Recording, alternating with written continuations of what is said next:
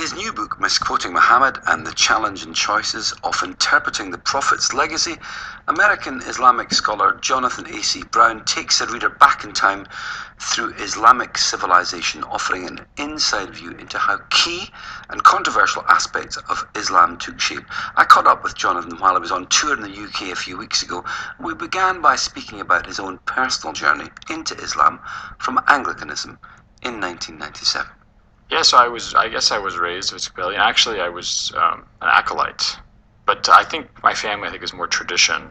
So we didn't really have religion in the house. I mean, we went to church on Sunday, but other than that, there was really no place for religion in our household. I mean, I was always religious, but I think I had sort of lousy Sunday school teachers, and maybe if they're listening, they can correct their teaching methods or something. But I mean, I don't think I really ever understood my religion at the time. In fact, it was only much later as a grad student sort of studying religious history that I think I really understood Christianity a lot better. Watching Ben-Hur, for example, would have probably been better than my Sunday school.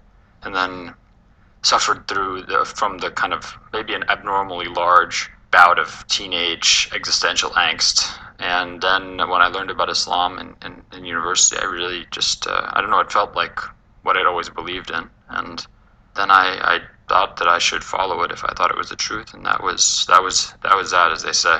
In Misquoting Muhammad, you focus on the challenges of interpreting the Prophet's legacy rather than unveiling Islamic origins. Mm-hmm. Can you explain what you mean by that? There is so much hullabaloo and sort of popular media interest around the origins of Islam that it's sort of pointless, because it doesn't really matter how religions begin, because once they develop and they take on meaning for their followers and they get a religious tradition, then it's that tradition that defines the meaning of the faith.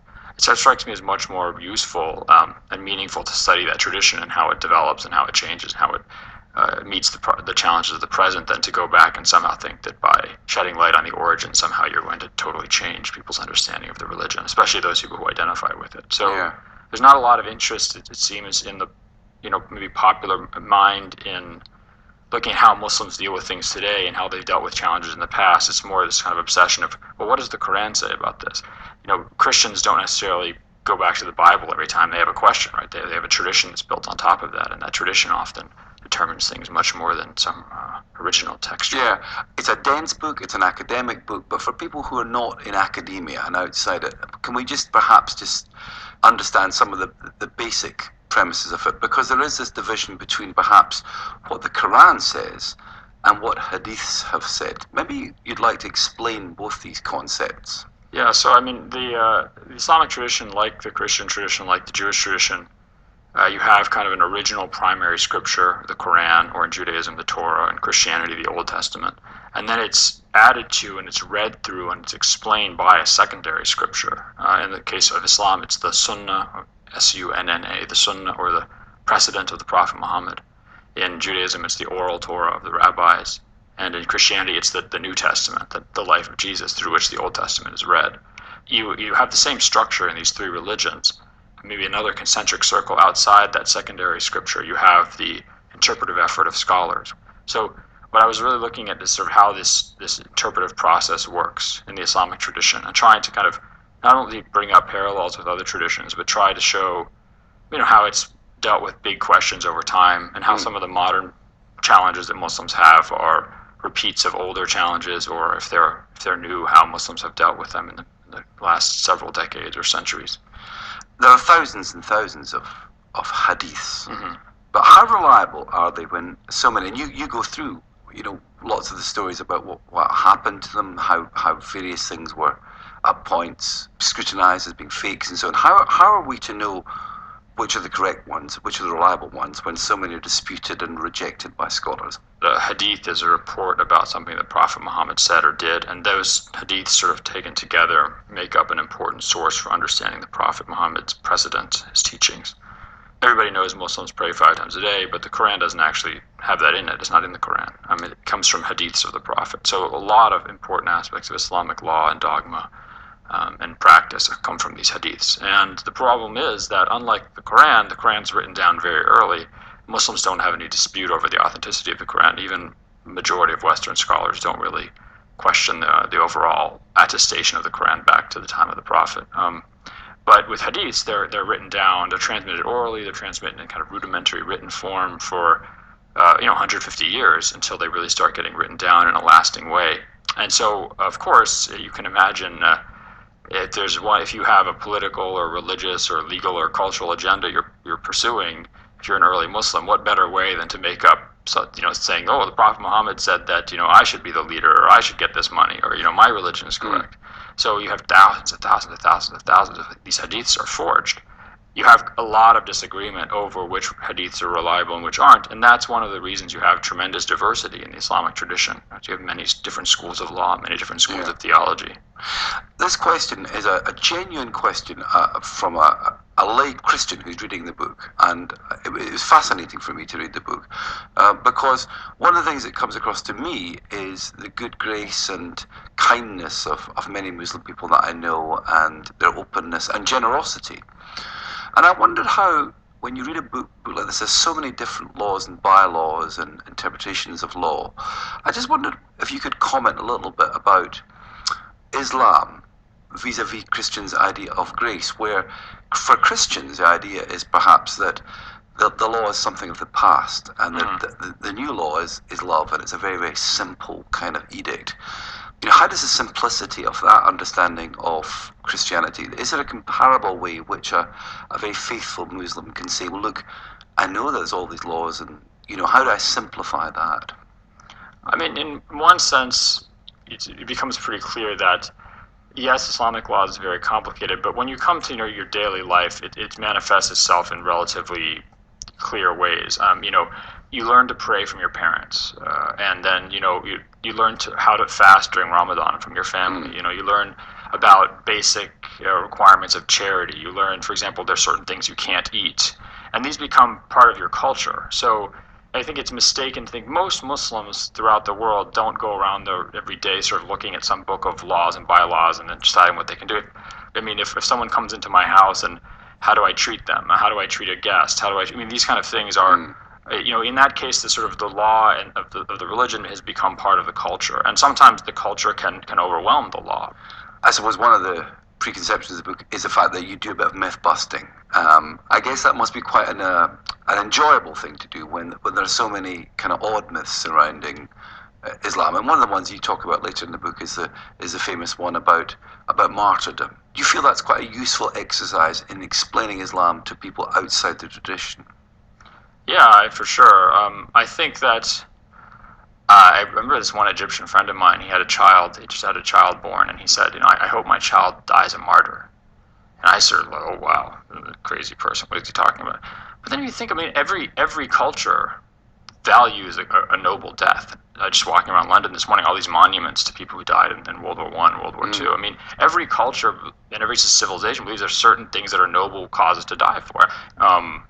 If it's misunderstood and you think that dying, killing a bus full of school children, that's probably not the correct understanding of martyrdom. But the notion that there's a good way to die, this is not actually a controversial idea at all. Yeah. And so I really wanted to look into sort of how the Islamic tradition actually defines what a good way to die is, and dying for the cause of justice, dying to protect people, dying as a victim of robbery, dying in childbirth, dying in fire, dying building a mosque. These are all paths to martyrdom in the Islamic tradition. One of the other interesting ones is the myth of the Islamic Reformation. I know that there's quite a lot on this stuff in the book, Jonathan, but if you can just précis a little bit about your take on this. The Protestant Reformation was not a pleasant process, right? This caused 100 years of bloodshed, and a lot of the idea that people that somehow you have a Reformation then become tolerant and rational, and that's not a result of a Reformation. That's a result of the disastrous consequences of a Reformation. And the fact that if you say to people, why don't we just go back to the original primary scriptures of the religion and we understand it, that doesn't guarantee you're going to get a good result. In fact, if you destroy the interpretive structure and the kind of hierarchy around that explains religion to people, you get crazy results. You might get some very passive and pacifist and peaceful understandings of Christianity, like let's say Quaker Christianity. But you might also get the Anabaptist Kingdom of Munster in Germany, where anybody who doesn't believe in polygamy gets put to death in, I think, 1534, 1535 in the city of Münster in Germany. So, I mean, you get a lot of different results. And this is very obvious in the modern Muslim world. I mean, ISIS is a group that says we're going back to the original scriptures of Islam, and they come up with a result people don't like. What do you expect? Yeah. The idea of that you sort of destroy existing structures and somehow that guarantees you a good result, that's really inaccurate. In fact, it's been proven over and over again, and I think there's just a result released by I think MI5 in the UK that says that if people have good religious instruction, they're really instructed in their religious tradition by people who are qualified to tell them about this, there's very little chance that they will become extremists. So that extremists are people who go and are misled or go and discover themselves the meaning of a religious tradition. That, without guidance, that's dangerous. Finally, on the myth busting, I suppose, on women's issues, the Prophet has said, unauthenticated hadith, that a community that entrusts its affairs to women will not flourish. Is this an accurate interpretation of what the Prophet believed about women and their place in society? And what does it mean for Muslim women today?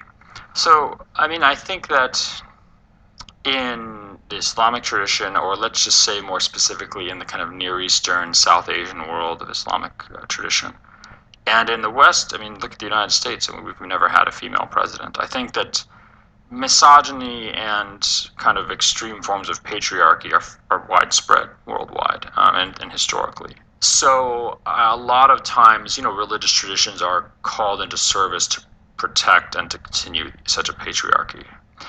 This is certainly the case, I think, with the Islamic tradition. And what you see is this statement that the Prophet makes from the reports we have appears to be in the context of his comment on at the time the Sassanid Persian Empire was sort of falling apart, and in a period of about 4 or 5 years, they go through a number of different emperors, and they just keep failing and dying. And eventually they only have women left in the royal family, so they appoint a queen. And the Prophet says, a community led by women is not going to flourish. So it seems to be a statement specifically about this one dynasty. Right. But it's then interpreted as meaning anybody who appoints a woman at any position of authority is not going to succeed. And of course, the ironic thing is that in the Koran you have the story of the Queen of Sheba, who is a female ruler who is first of all a successful ruler, but her people are idolatrous. And then she meets King Solomon, and she realizes the truth of monotheism, and she becomes a monotheist. So she's successful not only in a worldly way, but in a spiritual way. So you have something directly contradicts that. Yeah. But that, of course, sort of doesn't get taken as a source, and instead you have this statement by the Prophet, which is taken by many Muslims to mean it. And you also cite very interesting examples of how in the early days of Islam, the women leaders of worship leading mixed worship.